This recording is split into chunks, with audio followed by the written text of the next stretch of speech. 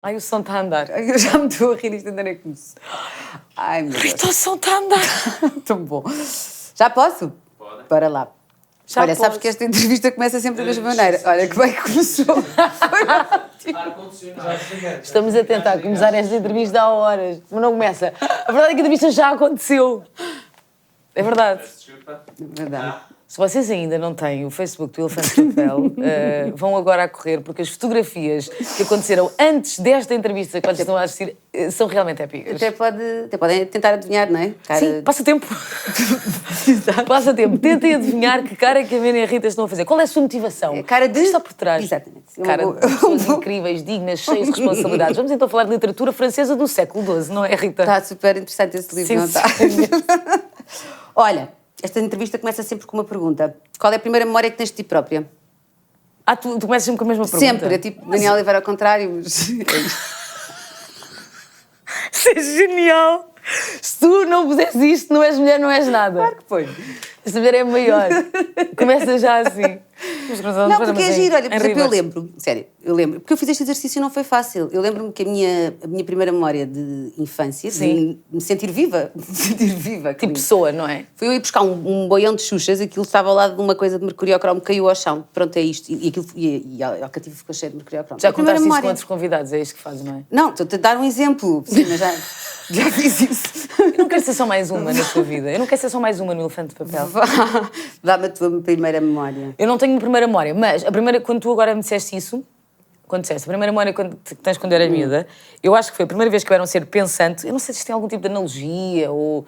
Provavelmente não tem, nem significância por demais, mas eu lembro-me que era muito miúda e na Revisco Pais, que é ali ao pé da Alameda, que era onde eu vivia, havia um cão muito grande e o cão uma vez, eu era muito miúda, era um Doberman, e o Doberman enrolou-se a mim quando eu era muito miúda e eu fiquei sem falar durante 2 dias. E eu lembro-me de tentar contar isto ao meu pai, quando cheguei a casa, e não conseguia falar durante 2 dias. E lembro-me que foi muito aflitivo, porque, como tu sabes, eu falo pouco, sou uma pessoa tranquila, calma, falo pouco, tento dosear, não é? A minha eloquência e a minha estupidez. E, então, na altura, fez muita impressão, portanto, acho que essa foi das primeiras memórias.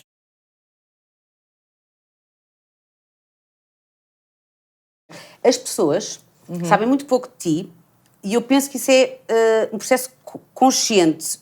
Mas às vezes penso se é um processo consciente ou se é um modo de sobrevivência. Como é que tu percebeste que, ok, existe a Mena da televisão e depois existe eu, como é que tu fazes essa gestão? Tu também tens esse cuidado, mas tu tens uma coisa que eu não tenho, que é, tu és mais inteligente que eu na tua exposição. E tu és uma mulher muito mais resolvida do que eu. E, portanto, quando nós, por exemplo, sabemos quem é o teu namorado ou sabemos outro tipo de coisas da tua vida, eu acho que tu o fazes conscientemente porque és uma mulher muito resolvida, não tens que dar justificações a ninguém. E eu não sei se sou tão resolvida assim. Mas eu sei que eu comecei muito chavala, eu tinha pai 16 anos quando comecei a trabalhar em televisão. E eu sei que nessa altura eu habituei-me sempre... E tive muitos dissabores por causa disso. Sempre que me perguntavam alguma coisa sobre a minha vida pessoal, eu dizia, eu não falo sobre a minha vida pessoal. E era nos Morangos e nas primeiras novelas que eu fiz, eu dizia sempre, não falo sobre a minha vida pessoal. Pronto. Mas na verdade não é preciso, não é? No teu caso... Não é, mas eu acho que tu também sabes isso, que eu acho que as pessoas que são muito dissecadas na sua vida pessoal, hoje em dia já não é como há 10 anos, não é? Porque há 10 anos, eu tenho amigos meus, e tu também tens, que há 10 anos tiravam uma fotografia de paparazzi e diziam, oh meu Deus, eu vou-lhe partir a boca, vou-lhe partir a câmara, e me vou-lhe processar e vou para o peito de processo. E hoje em dia põem fotografias na cama quando se levantam de manhã. Portanto, e são a mesma pessoa, curiosamente. Portanto, o jogo mudou. O jogo mudou, mas eu acho que eu não... Mas também é um bocadinho de sobrevivência tua no sentido mesmo, repara, em relação à tua família, pais, irmãos, Sim. As pessoas que tu amas, há uma tendência para os proteger porque percebes que também levar com esta coisa da nossa exposição pode ser altamente intrusivo e chato. Sim, eu acho que sim, mas acho que nunca foi assim tão consciente. Acho que nunca cheguei a esse ponto. Houve uma vez que houve uma coisa que disseram sobre mim, numa revista que influenciou, não a minha mãe, mas a minha avó, porque vivia numa terra mais pequena, no interior, e que influenciou um bocadinho a vida dela. E foi aí também que eu percebi que não era uma coisa muito... que eu não gostava muito daquilo. Mas eu nunca abri essa porta, estás a ver? Eu não apareço em eventos públicos com a pessoa com quem estou, eu não exponho a minha vida pessoal íntima nunca expus, nunca vou expor, as pessoas não sabem quando é que é um ano, não sabem quando é... Pá, e eu também acho uma coisa, que se calhar posso estar profundamente enganada e espero não estar, mas se calhar estou. Eu acho que os jornalistas que se dedicam a este tipo de escrita não são pessoas só absolutamente ignóbeis e que gostam de fazer dinheiro com a vida íntima das pessoas. Eu acho, sinceramente, que essas pessoas às vezes olham para nós e dizem: epá, não vamos por aqui. Ela não. Pronto. E eu acho que para mim é que sempre aconteceu um bocadinho isso. Eu acho que essas pessoas olharam para mim e disseram: epá, deixa lá, não, por aí não vamos. Se calhar ou porque não é interessante o suficiente ou porque não vale dinheiro o suficiente, mas eu acho que houve um respeito mútuo entre nós que fez com que... Ou porque tu nunca abriste de facto essa porta. Pá, e também nunca abri essa porta, já.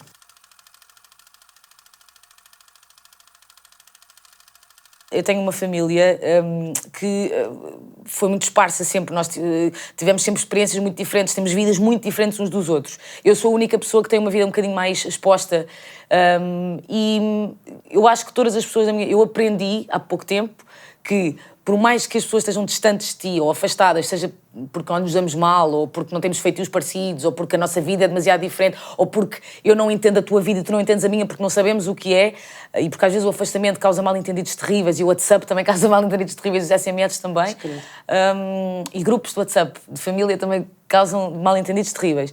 E eu acho que, às vezes, o que eu aprendi é que mesmo quando esse afastamento existe, que vale completamente a pena forçar a aproximação. E, portanto, se me perguntar, tens pessoas de família muito próximas, eu não sei distinguir uma porque eu estou a fazer um trabalho contínuo e diário para ir outra vez cozer as relações que o meu trabalho, a minha vida, os mal-entendidos, a loucura de que se passa no mundo, fizeram que às vezes as coisas se despertassem um bocadinho. É engraçado, ao mesmo tempo que estás nessa fase da vida. Estou. É giro. É giro. Achas que tem a ver também com a idade? Com o facto de estares a ficar mais crescida? Olha, posso dizer uma coisa e que... Tu tens uma coisa... Eu sei que tu não gostas de dizer isto, mas eu vou dizer. Este formato que tu arranjaste aqui tem uma coisa absolutamente especial e única nas coisas que se passam... não é só na televisão, mas é na internet também, que é... As pessoas aqui abrem-se contigo. E abrem-se contigo porque não é só porque tu és uma apresentadora excelente e porque tens uma forma de lidar com as pessoas excelente e porque és inteligentíssima e porque sabes muito bem fazer a pergunta certa no momento certo, etc, etc. Sabes não é só tirar esta parte toda dos sei, quer lá saber. Se tirares, parte a boca. Mas a cena acho que devias pôr. E acho que se não puseres, eu vou escrevê-lo no Facebook que tu não puseste, o elogio que eu te fiz. Mas onde eu queria chegar é... Onde é que eu quero chegar? Depois eu também gostava de perceber. Qual era a tua pergunta? A minha pergunta era... estamos as duas cheias. Estás numa fase da vida em que te apetece fazer essa reconstrução de afetos. Que é isto que me apetece partilhar e é isto que eu posso absolutamente partilhar, porque... E acho que posso partilhar aqui e não partilhei ainda. Não sei se é porque eu estou mais velha, mas tenho a certeza que é porque eu estou a chegar a uma fase da minha vida de trabalho muito específica. Eu estou muito cansada. Estou muito, muito cansada. E isso acho que ainda não disse publicamente, mas também eu estou a planear fazer uma... Não é uma pausa, mas é... Quer dizer, uma pausa para as pessoas, ela vai parar durante um ano. Uma pausa primeiro eram 2 dias e para mim já dava para mim por satisfeita. Mas estou a pensar fazer uma pausa para reavaliar um bocadinho aquilo que eu quero fazer a partir de agora e não é porque, infelizmente, feliz ou infelizmente, as coisas têm corrido muito bem. Mas eu não... Já estou a ficar cansada da fórmula. E da falta de tempo, é isso que queres chegar? Sim, ou seja, mas estou a ficar cansada da fórmula, estás a ver? Eu acho que eu já encontrei a fórmula para fazer resultar aquilo onde me puseram neste momento a trabalhar. E está tudo certo. Mas eu queria transformar a fórmula numa coisa diferente e mais... E para isso precisas de pensar. Preciso de tempo, preciso de outras condições, preciso de tempo que não estou a ter neste momento. Mas o tempo... Por isso. E isso muda pessoalmente. Muda, porque o tempo... Eu ando fascinada com o tempo. Por razões boas e por razões más. Porque eu acho que... Eu tenho 42, sou mais velha do que tu. E eu percebi que vivi durante muito tempo os dourados anos da imortalidade. Pensar muito pouco na morte. Sim. Também porque fui protegida, morreram algumas pessoas que eu gosto muito, mas, na verdade, tu só te confrontas com a tua finitude a partir de determinada idade. Sim. E quando isso acontece, há uma transformação em nós. Na forma mas tu tens mais medo de morrer agora? Não é a minha morte, é a morte daquelas pessoas que estão à minha volta e do tempo que eu quero aproveitar com elas. E eu estava a tentar perceber se isso também funcionava em ti, a voracidade com que nós vivemos os dias, não é? Que andamos aqui a correr e a... Sim. Nessa pausa, se também te apetece ir tecer algumas coisas que são mais até do lado emocional do lado profissional e ter tempo para as pessoas que tu gostas mesmo. Sim, era aquilo que eu estava a dizer há bocado. Eu estou a trabalhar intensamente e quase todos os dias, sem uma folga há para aí 3 meses. Ou talvez mais. Sem uma única folga. E ontem eu estava a dizer à Rita, não sei quando é que esta vez estava a passar, mas eu estou há 2 dias sem conseguir dormir muito bem. E já percebi porquê. Porque está-se a aproximar o dia em que eu posso parar, tipo um fim de semana ou 4 dias, e o meu corpo não está a saber gerir.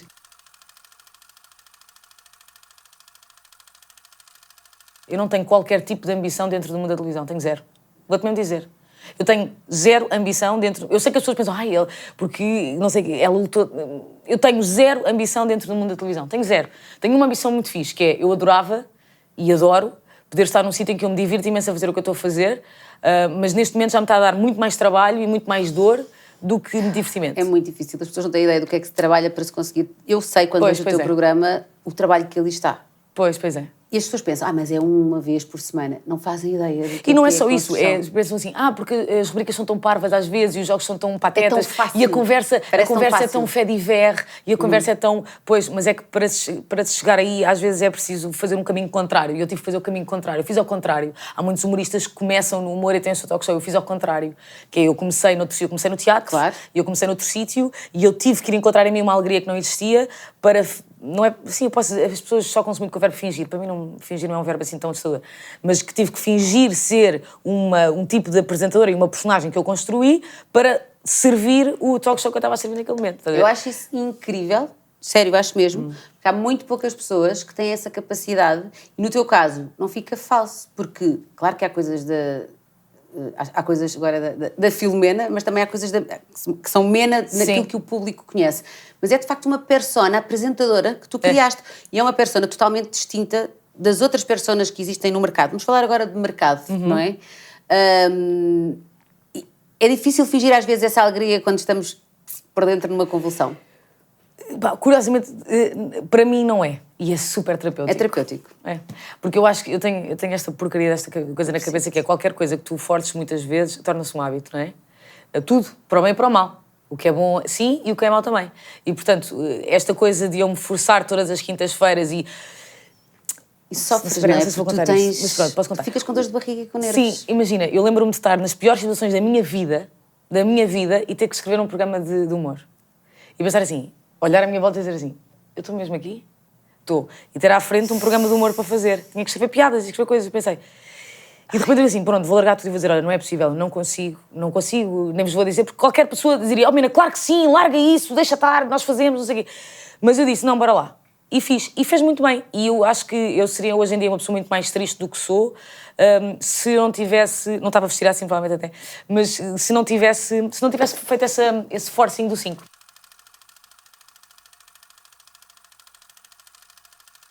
Olha, mas fragilizar publicamente não faz mesmo parte do teu DNA não.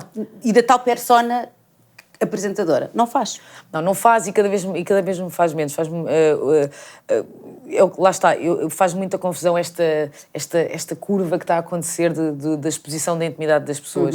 E não é só os Instagrams e os influenciadores e tu saberes que se tu publicares uma fotografia com a pessoa com quem estás, ou se publicares uma fotografia de biquíni, ou se publicares uma fotografia, tu sabes que aquilo vai ter sucesso, mas há pessoas que o fazem de uma forma calculista, há pessoas que fazem só porque sim, gives a fuck, estou-me a cagar, vou postar e ninguém tem nada a ver com essa merda, porque é a minha página no Instagram, gostas, não gostas, vai a tua vida.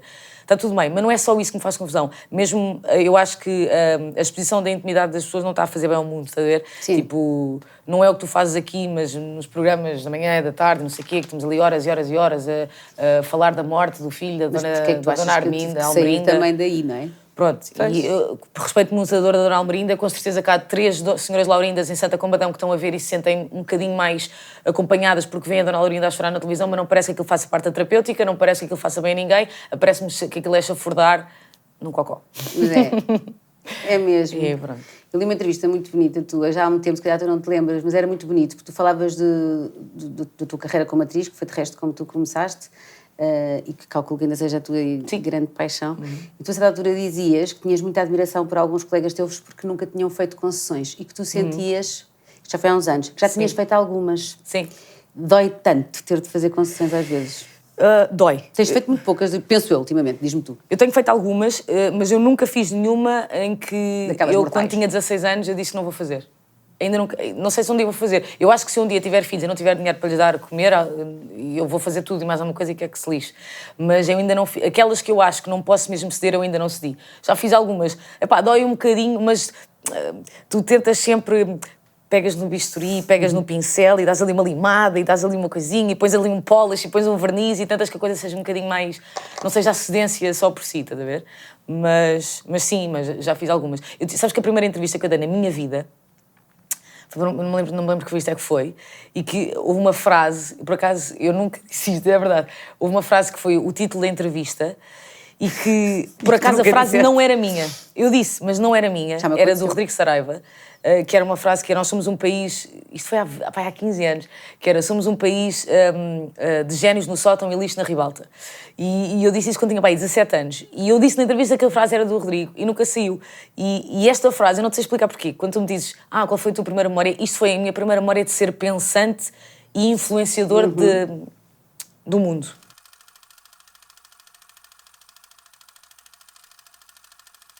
Eu já fui politicamente, ativamente, socialmente, economicamente, muito mais expositiva e muito mais falante e muito mais ativa do que sou agora. Também eu. Muito mais. E não é porque eu me tenha arrependido ou porque ameaçaram-me disto ou aquilo, porque eu disse que tinha uma opinião política disto ou aquilo. Não é nada disso. Eu escolho melhor os meus fóruns agora.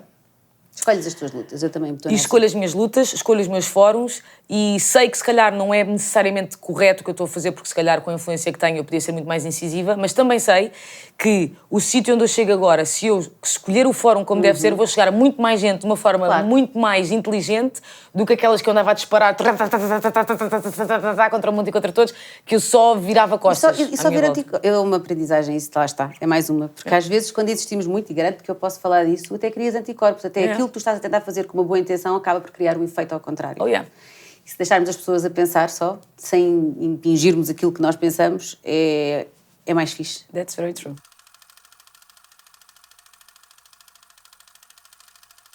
Top 3 de preocupações de Filomena Cautela que se pudesses resolver, tipo Miss, resolvia já.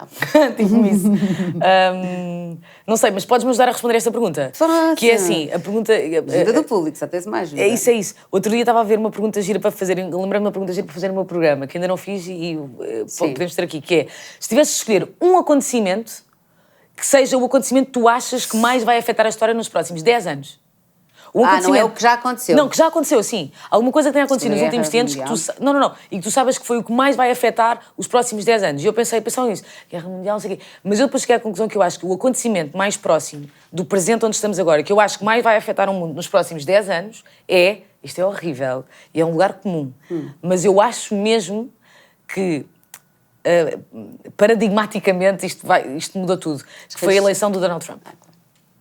Eu acho que isso foi o acontecimento no nosso lifetime que mais vai afetar o mundo daqui a 10 anos. Acho eu. Mas não sei, tu tens filhos, tens uma produção... Uma produção própria, tenho.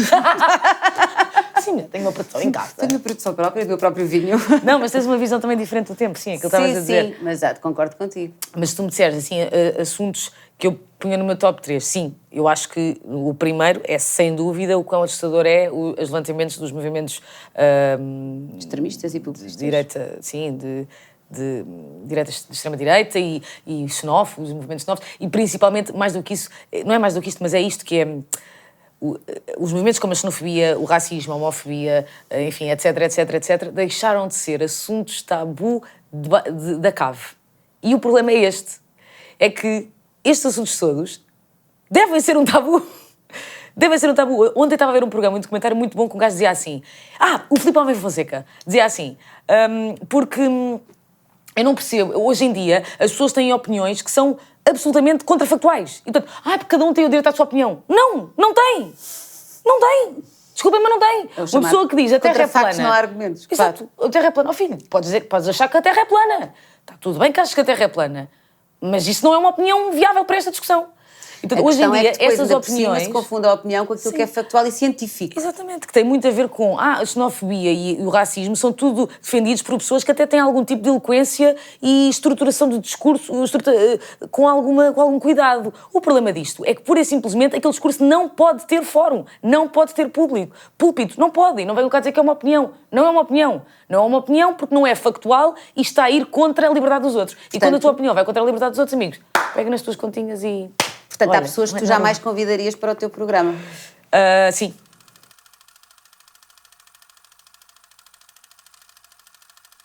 O ano passado foi um ano em que, de repente, também por causa do festival, obviamente, Sim. as pessoas descobriram em ti qualquer coisa que ainda não tinham...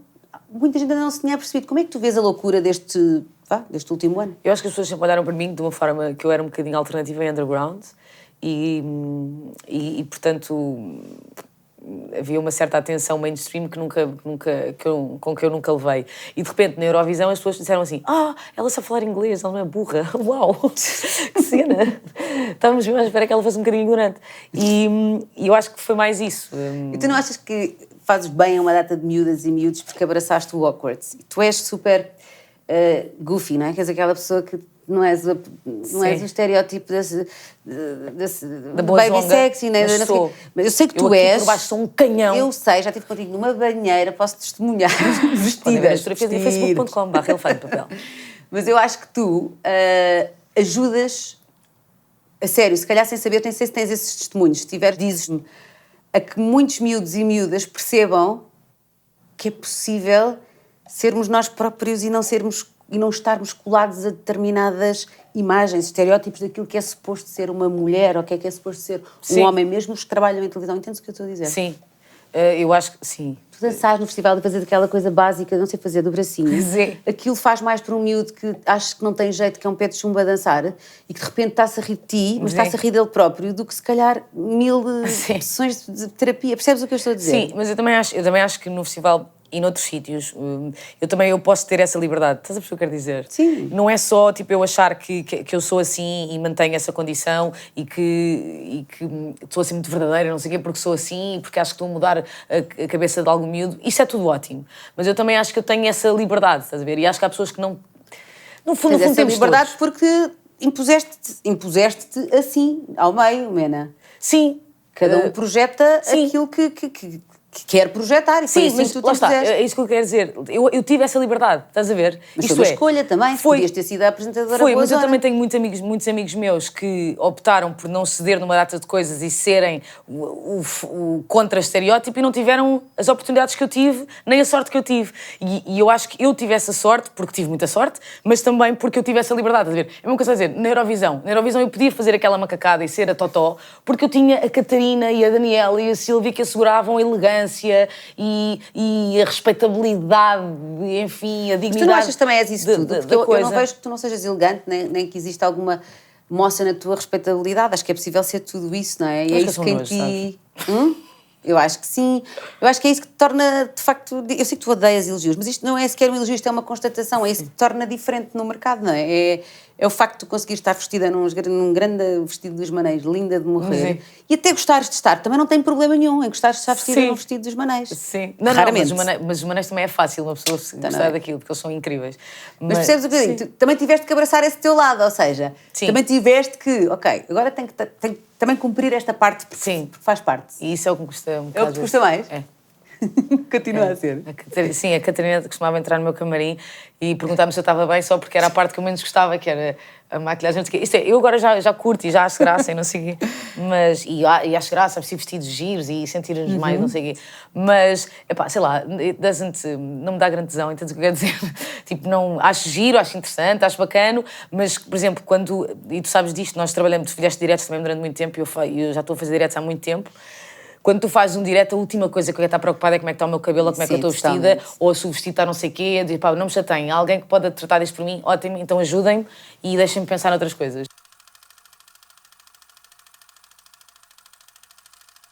Eu acho que a unanimidade, obviamente, não me assusta. Eu acho que não vai acontecer, estás a ver? Porque acho que é a forma como eu...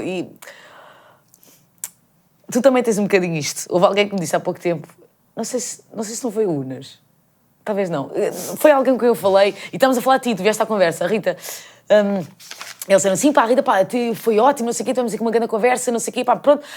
Mas a Rita não tem medo de dizer as suas opiniões e a Rita tem um rating também lixado, porque as pessoas, quando veem uma pessoa que tem opiniões muito coisas, pá, e eu acho que eu sou um bocadinho assim, e tu sabes que és assim. E tu sabes que se tu não fosses assim e tivesses cedido numa data de porras... Claro. Não vou dizer que... Não vou dizer o que me ia sair agora. Perdias metade da graça. Não, mas que tu sabes que estarias confortavelmente no teu programa da manhã, ou no teu programa na tarde, confortavelmente, a fazer a tua vida confortavelmente, sem te chateares muito, a ganhar milhões, e não sei o quê. E é uma escolha tua, tu não seres assim, Mas quer dizer, não é bem uma escolha, que é tipo, está bem, mas vou-me divertir muito mais a ser o que eu sou e a fazer o que me apetece e se calhar até consigo ter uma vida confortável desta maneira. E daí estarmos aqui todos juntos. É isso mesmo. Neste barco. Bom resumo.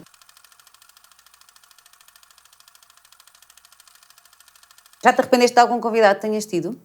Do ter convidado ou de... Sim, do ter convidado ou da forma como eventualmente a entrevista decorreu? Já me aconteceu. Não, já me aconteceu imensas vezes ter-me arrependido da forma como a entrevista correu, isso sim, acontece-me muitas vezes.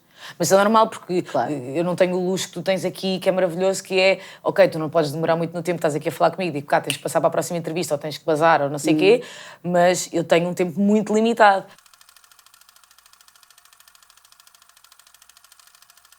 Eu sou muito exigente com a minha vida pessoal, porque como eu trabalho muito depois na vida pessoal, eu acho que a minha vida pessoal tem que ser tipo bué da fixe. Tipo, ser bué da tranquila, tem que ser tipo, tudo muito bom, tem que ser tipo, tudo super de ideal. E não é, porque às vezes... Mas dizes tudo o que pensas, ou já percebeste, já aprendeste que às vezes essa coisa que as pessoas acham que é honestidade também pode ser, em relação às pessoas que nós gostamos, atenção, Sim. pode ser às vezes extremamente rude, sabes? Aquelas pessoas que dizem assim, eu sou extremamente honesta, e eu dá-me vontade de dizer, não, tu és uma grande mal-educadona, porque isto acontece, aprende-se com a vida. Não é? Ou isso. Sim. Já aprendeste a filtrar esses filtros que não tens na televisão? Eu não sou mal educada, pois nunca não, fui. Não sou mal educada, mas às vezes digo coisas que magoam as pessoas, mas sei dizê-los com muito algodão doce à volta.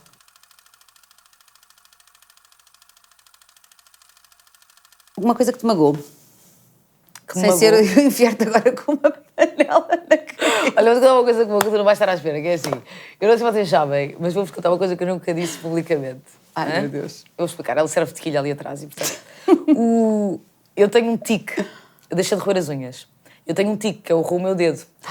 80% do meu tempo que eu estou no 5 para a meia-noite, vão ver agora, se vocês estão a ver esta coisa na net, ponham play, abram uma janelinha aqui de lado, ok? E abram um YouTube qualquer do 5 para a meia-noite. Mas deixem esta aberta para ver o resto da entrevista.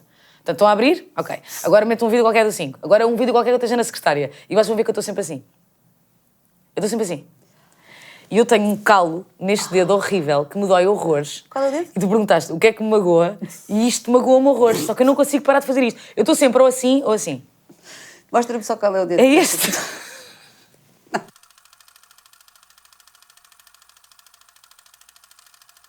Aquelas amigas com quem a pessoa tem ataques de riso e não sabe porquê, pode ser a coisa mais estúpida do mundo. A Benny, a Benedita Pereira, faz-me rir muito. É tão boa, a Benny. A Benny faz-me rir muito. Porque eu tenho uma intimidade com a Benny que é muito... Toda a gente sabe que a Benedita é muito engraçada. É mesmo. Mas a Benny, nós temos uma intimidade muito especial porque nós temos uma vida conjunta, as duas, há muito tempo.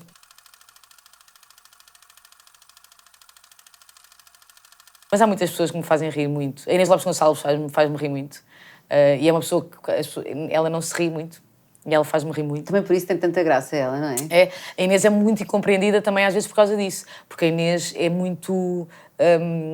ela... Mediaticamente ela é muito séria e faz aquele contraponto comigo, que eu sou uma palhaça brutal, mas a Inês faz-me rir imenso, imenso, imenso. Eu acho que a Inês é das pessoas mais engraçadas que eu conheço, na verdade.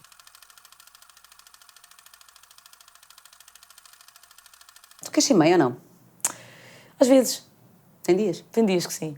Tem dias que quero imenso e que apetece-me imenso. Tenho dias que não me apetece pôr uma criança num mundo como este, honestamente, é verdade. Epá, é mesmo verdade. Há dias que eu penso assim, pá, fogo, se eu tivesse um filho, eu ia morrer de medo que ele saísse de casa.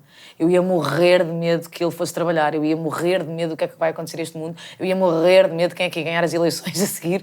Eu ia morrer de medo da vida dele. E eu, às vezes, já tenho tanto medo do que pode ser a vida do meu pai, dos meus irmãos, não sei o quê. Olha que estamos a falar um bocadinho. Dos meus mais próximos, que eu pensava, pá, uma coisa que saísse dentro de mim. E que eu estivesse ali, ai meu Deus, e agora vais namorar com quem, meu cabrão? Não vais namorar com ninguém! Não, mas pronto, enfim, as vicissitudes do que é este mundo e o que é que pode ser o futuro deste planeta assustam-me uma bequinha. Yeah.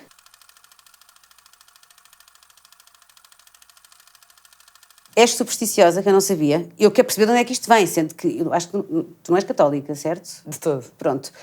É muito engraçado como eu te consigo entender. Uma pessoa que supostamente não acredita em nada, depois acreditar e ter superstições com coisas que não faz sentido. É aquela coisa, como é que se chamava aquele provérbio? Ajudem-me lá, que eu não sei que é brujas, mas que las hay. Sim, eu não creio em brujas, pero que las hay.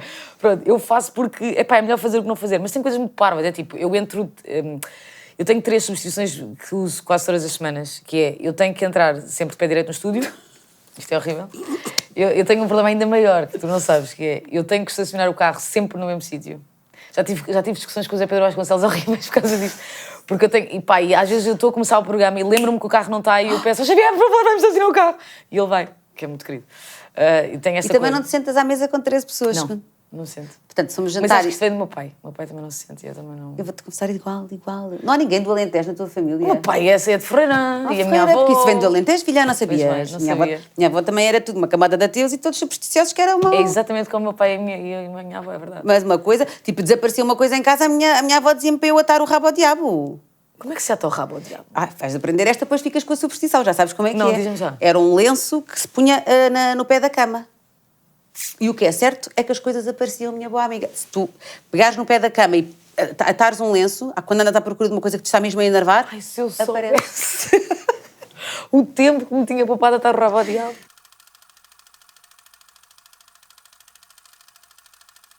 Ah pá, tenho muito medo que me venha ao período durante os diretos. Já me veio, é uma experiência horrível. Sério, é horrível. Não aconselho a ninguém. Não te prevines quando sabes que vai a coisa? Pá, às vezes acontece, uma pessoa está ali no calor do direto. É verdade, é verdade. E dá por si. E por acaso aconteceu um bocadinho de calças brancas. Boa filma na cadela, bem jogar. Perfeito. Sim, foi mesmo ótimo. E agora é o medo mesmo. Eu tenho medo, e estou-te a dizer isto não é porque quero revelar uma coisa íntima, estou-te a dizer isto porque quer dizer outra coisa. O meu grande medo é a doença do cancro. Acho que é o maior medo, são as doenças cancerígenas. O medo mesmo. Medo, pavor. E é por uma razão simples, porque eu acho que outro dia estive numa conferência em que um senhor tinha 500 pessoas à sua frente. E disse assim, boa tarde. Ele era médico oncologista. Médico. E disse, somos 500 que aqui estamos hoje. Tenho-vos a dizer que 350 das pessoas que estão aqui vão desenvolver uma doença cancerígena até ao final da sua vida e 200 de vocês já têm, mas não sabem. E tu ficas. E muita gente que te está a ver, que eu tenho a certeza, já soube de alguém que teve. É impossível hoje em dia quase uma pessoa não conhecer ninguém que seja amiga, não sei o quê, de alguém que teve, de alguém que morreu de. E é a doença mais cruel que existe no mundo. É a doença mais... que não respeita nada nem ninguém. É a doença mais desesperante que existe.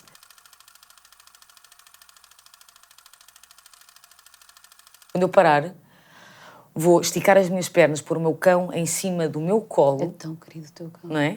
Vou abrir um livro e vou desligar o telemóvel. Isso é que seria uma grande cena. Desligar o telemóvel. Mas vais conseguir? Nah, I don't think so.